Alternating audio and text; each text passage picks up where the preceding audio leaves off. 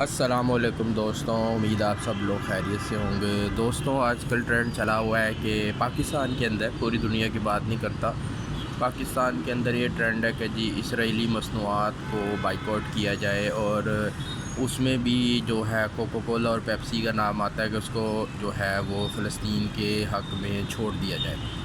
دوستوں، بہت اچھی بات ہے، اچھا انیشیٹو ہے، لیکن آپ لوگوں کو یہاں بہت سے لوگوں کو اس بات کا پتہ ہے لیکن وہ اس کو اگنور کر کے بیٹھے ہوئے ہیں۔ وہ یہ کہ اسرائیل کی جو ڈائریکٹ پروڈکٹ ہے اگر پیپسی اور کوکو کولا، تو وہ ہم تک تو پیسے ویسے بھی آتی نہیں ہے۔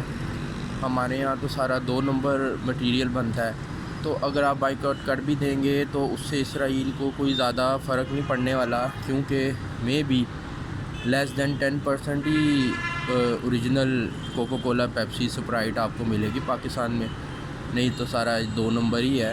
اور ابو ڈیٹ یہ بھی ہے کہ جو پاکستان میں 2 نمبر طریقے سے ڈرنک تیار ہو رہی ہے، وہ اسرائیل کی اوریجنل ڈرنک سے 10 گنا زیادہ گندی اور زہریلی ہوگی۔ تو آپ اپنی صحت کا خاطر بھی اس چیز کو چھوڑیں، کیونکہ اسرائیل کو کچھ فرق نہیں پڑنے والا، آپ کی اپنی صحت کو ہی پڑنا ہے۔ تو کائنڈلی اس کو بائیکاٹ کریں، فلسطین کے لیے بھی ضرور کریں، لیکن اپنی صحت کے لیے بھی جو ہے ان کوکو کولا، پیپسی 2 نمبر جو ہیں پاکستان میں عام مل جاتی ہیں گلی محلے کی دکانوں کے اندر، تو آپ اس کو بائیکاٹ کریں، ٹوٹلی بائیکاٹ کریں۔